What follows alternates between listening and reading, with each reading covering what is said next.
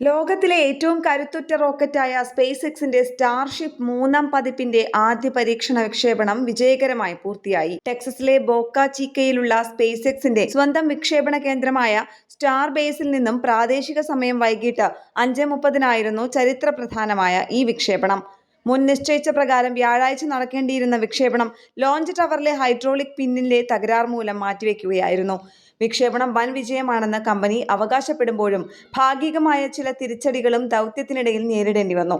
വിക്ഷേപണത്തിന് ശേഷം ഭൂമിയിലേക്ക് തിരികെ ഇറക്കാൻ ശ്രമിച്ച സൂപ്പർ ഹെവി ബൂസ്റ്റർ തകർന്നതാണ് പ്രധാന തിരിച്ചടി. എങ്കിലും 1 മണിക്കൂറോളം നീണ്ട യാത്രയ്ക്ക് ശേഷം സ്റ്റാർഷിപ്പ് പേടകം കൃത്യമായി ഇന്ത്യൻ മഹാസമുദ്രത്തിൽ പതിപ്പിച്ചുകൊണ്ട് സ്പേസ് എക്സ് കരുത്ത് തെളിയിച്ചു. 407 അടി ഉയരമുള്ള ഈ ഭീമൻ റോക്കറ്റ് വിക്ഷേപണ തറയിൽ നിന്നും ഉയർന്നു പൊങ്ങിയത് വലിയ പ്രതീക്ഷകളോടെയാണ്. വിക്ഷേപണം കഴിഞ്ഞ് ഏതാനും മിനിറ്റുകൾക്കകം തന്നെ പ്രധാന റോക്കറ്റിൽ നിന്നും സൂപ്പർ ഹെവി ബൂസ്റ്റർ വിജയകരമായി വേർപെട്ടു. തുടർന്ന് സ്റ്റാർഷിപ്പ് പേടകം ബഹിരാകാശം ലക്ഷ്യമാക്കി കുതിച്ചു.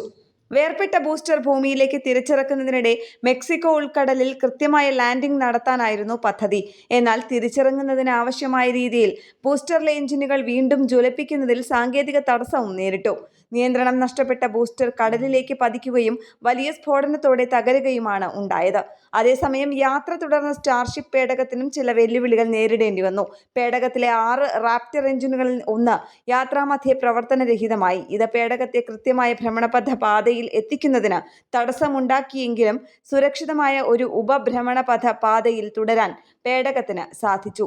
ലക്ഷ്യസ്ഥാനത്ത് എത്തിയ സ്റ്റാർഷിപ്പ് കൂടെ വഹിച്ചിരുന്ന 20 സ്റ്റാർലിങ്ക് സാറ്റലൈറ്റ് സിമുലേറ്ററുകളും റോക്കറ്റിന്റെ ബാഹ്യദൃശ്യങ്ങൾ പകർത്താൻ പ്രത്യേകം ഡിസൈൻ ചെയ്ത ക്യാമറകളുള്ള 2 പരിഷ്കരിച്ച സ്റ്റാർലിങ്ക് ഉപഗ്രഹങ്ങളും വിജയകരമായി ബഹിരാകാശത്ത് വിന്യസിച്ചു.